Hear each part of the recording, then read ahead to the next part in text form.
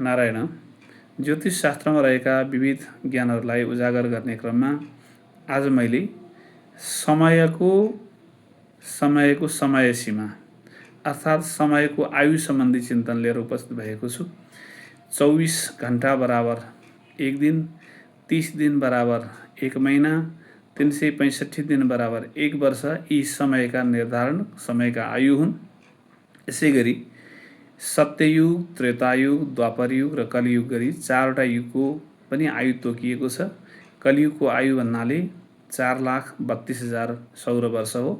द्वापरयुगको आयु कलियुगको आयुलाई 2 ले गुणन गर्दा बन्न जान्छ, त्यो भनेको 8,64,000 सौर वर्ष बन्दछ। त्रेतायुगको आयु भनेको कलियुगको आयुलाई 3 ले गुणन गर्नुपर्दछ, त्यो भनेको 12,96,000 वर्ष बन्न जान्छ, सौर वर्ष बन्न पुग्दछ।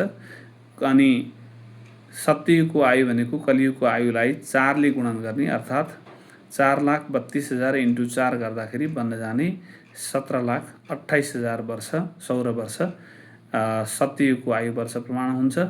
सत्ययुग, त्रेतायुग, द्वापरयुग र कलियुग 4वटा युगलाई मिलाएर बन्न जाने आयु वर्ष प्रमाणलाई एक महायुगको आयु वर्ष प्रमाण मानिन्छ। त्यो चाहिँ समग्र अङ्क जोड्दाखेरि कति हुन्छ भन्दा 43,20,000 हुन जान्छ।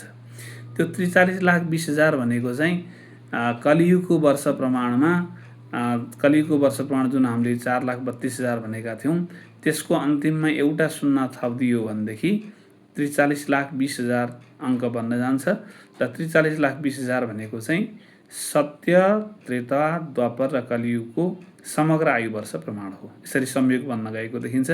यी र यस्तै किसिमका महत्त्वपूर्ण जानकारीका लागि हामीलाई हेर्दै गर्नुहोला। हस्, नमस्कार।